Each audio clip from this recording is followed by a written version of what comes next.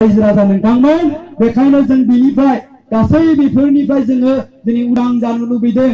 जोंबो माखासे कालचारनि मानसिफ्रा दिनै इउपिपिएल दोलोजों थाफानानै जायफ्रा बुजिनो हादों, जायफ्रा साननो हादों, जायफ्रा थाखाजों बुरखाय जायाखै बिथांमोना गासिबो मोनसे परिबर्तनखौ लुबैदों, सोलायनायखौ लुबैदों। मानोना जोंबो नागिरदों बे 17 बोसोराव बे बिपिएफ सरकारा जोंनि कालचारनि थाखाय, सिनेमानि थाखाय, जौगानांगौनि थाखाय, आर्टिस्टफोरखौ गायसन होनांगौनि थाखाय मा मावदों मा मावाखै जोंबो बेखौ नायबिजिरदों।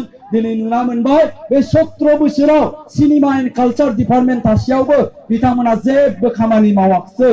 दा बेखायनो बिथांमोना बेफोर फैसाखौ मायाव बाहायमारदों होननानै जोंहा हारिमुनि मानसिफ्रा, नोंथांमोननि हारिमुनि सेक्रेटारि दं बेवहाय गाहाय नेहाथारि, जोङो मा खालामदों आरटिआइ खालामदों सिनेमा एन्ड कालचार डिपार्टमेन्टआव 2015 सननिफ्राय। तारमाने लास्ट 5 इयार्सखौ बे 5 बोसोराव मा मावखो 5 बोसोरनिखौल' नागिरदों जोङो।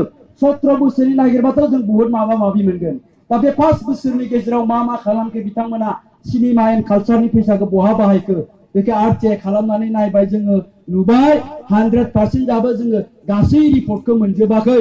जिखिनि रिपर्ट मोनदों दा बेवहायनो नुबाय जोङो मा सिनेमा एन्ड कालचार डिपार्टमेन्टनि इएमनि जाय पिए बिथाङा गावनि हिनजावनि नामावनो बे 5 बोसोराव खनब्रै खनबासो सिनेमा बानायनायनि नामाव फैसा दिहुनबाय 3 लाख 4 लाख 5 लाख थाखा। दा बेबायदिनो माखासे मानसिफ्राबो दिहुनबाय। जों रावखौबो सिनाया, रावबो सिनेमा बानायग्राबो नङा, रावबो एक्टरबो नङा, एक्ट्रिसबो नङा।